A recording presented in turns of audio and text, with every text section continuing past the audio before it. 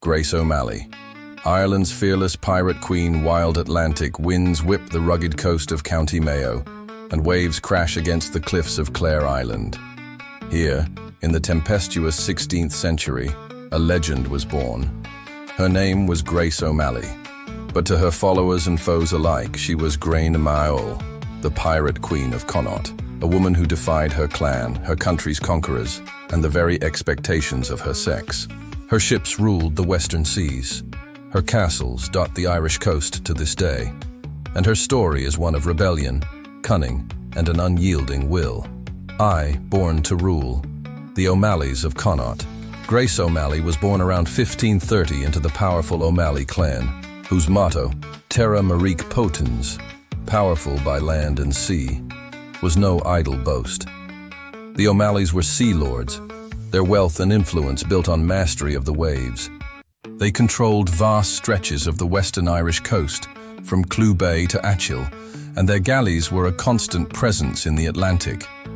From childhood, Grace was drawn to the water. Family stories tell of a young girl begging to join her father, Chieftain Owen Black Oak O'Malley, on his voyages. When told her long hair would get tangled in the rigging, she is said to have shorn it off herself, a first act of defiance in a life defined by it. In an era when most women were expected to marry, bear children and obey, Grace O'Malley learned navigation, swordplay, and the art of command. She became her father's heir in spirit, if not by law. Second, marriage, motherhood, and Mutiny Grace's first marriage to Donald O'Flaherty of Bunowen was a union of power as much as passion. She bore 3 children and soon learned that the O'Flahertys, though fierce on land, were less skilled at sea. Grace began leading her own crews, expanding her influence and earning a reputation for cunning and courage. Legend holds that when Donald was murdered, Grace seized his castle and held it against all challengers. She returned to Clare Island, her birthplace, and made it her stronghold. There she raised another son, rumored to have been born at sea and, according to one story, defended against Algerian pirates only hours after his birth. Her second marriage, to Richard Iron Dick Bourke, was equally strategic. After 1 year, Grace reputedly dismissed him from her castle with the words, "Richard Burke, I dismiss you." Their son, Tibbet, would later become one of her most trusted allies. Third, pirate or protector, the reality behind the legend. To the English, who were tightening their grip on Ireland, Grace O'Malley was a pirate, a rebel, and a threat. They called her a nurse to all rebellions in the province. But to her own people, she was a protector, a leader who defended her clan's independence and prosperity. Her fleet of galleys patrolled the western seas, exacting tolls from ships that passed through O'Malley waters. She raided English settlements and rival clans alike, sometimes for profit, sometimes for vengeance. Her tactics were bold. She launched surprise attacks, staged daring rescues, and outwitted even the most seasoned foes. Grace's power was not just on the waves. She commanded castles, Clare Island, Rockfleet, Carrickahowley, and kept loyal followers with her through charisma, generosity, and force. She was a master negotiator, balancing the demands of Irish chieftains, English governors, and her own family. 4. The English threat and the battle for survival. By the late 16th century, English rule in Ireland was growing more ruthless. The Tudor conquest aimed to crush Gaelic autonomy and bring the island fully under the crown. For the O'Malleys and their neighbours, this meant confiscation of lands, destruction of castles, and brutal suppression of dissent. Grace O'Malley refused to submit. When English forces seized her cattle and imprisoned her family, she responded with raids and reprisals. She became the target of Sir Richard Bingham, the English governor of Connaught, who called her a notable traitor and nurse of all rebellions. Bingham tried to break her by capturing her son and brother, but Grace would not be cowed.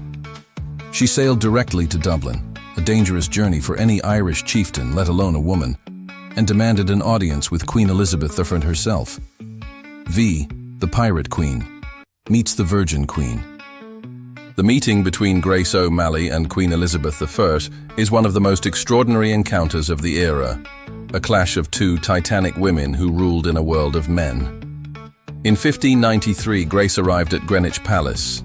The two women, both in their 60s, conversed in Latin, as neither spoke the other's language.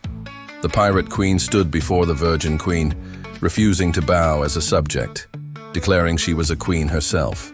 She pleaded her case, requesting the release of her family and restoration of her lands.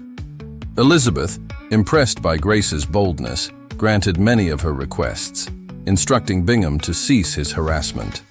But the peace was uneasy and short-lived. English officials continued to undermine Irish chieftains, and Grace returned to her sea-bound life, ever the survivor. 6. Myths, songs, and the making of a legend. Grace O'Malley's legend grew even in her own lifetime, fed by bardic poems, local folklore, and English propaganda. Stories of her exploits, boarding enemy ships, leading midnight raids, and negotiating with queens, spread from village to village and generation to generation. She was celebrated as a cunning tactician, a fierce warrior, and a shrewd negotiator. Some tales painted her as ruthless, others as a protector of the poor. All agreed she was extraordinary, a woman who lived by her own rules in a world that sought to confine her. Her descendants, the O'Malleys, would continue to play a role in Irish history. Her castles, especially on Clare Island, remain powerful symbols of Ireland's resistance and independence. 7th, the Pirate Queen's enduring legacy. Grace O'Malley is more than just a folk hero. She is a symbol of resistance, autonomy, and female leadership. Her life defies the stereotypes of her age. She was a mother, a widow, a chieftain, and a pirate, commanding respect on both land and sea. Modern historians have worked to separate fact from fiction, but the truth is that Grace O'Malley's life was remarkable by any standard. She built alliances, navigated shifting political currents, and survived in a time when women's power was supposed to be invisible. In Ireland, she is celebrated in song, story, and scholarship. Her story has inspired novels, plays, and even operas. She stands as a role model for those who dare to defy the odds and chart their own course. 8. Why Grace O'Malley still matters. Grace O'Malley's story is more than a tale of swords and sails. It is about the courage to defy convention, the wisdom to adapt, and the will to fight for what is rightfully yours. In a world that often tried to silence her, she found her own voice and made it heard from the highest court in England to the wildest shores of Ireland. In an era when women were rarely allowed to lead, she commanded fleets, negotiated with monarchs, and became a legend in her own time. Her life challenges us to question who makes history, whose stories endure, and how bravery is defined. The wind still howls across Clare Island, and the ruins of Grace O'Malley's castles still stand against the Atlantic storms. In every stone and wave, the spirit of the Pirate Queen endures, a testament to a woman who would not be tamed. Grace O'Malley's legacy is a beacon for all who seek freedom, justice, and the courage to defy the impossible.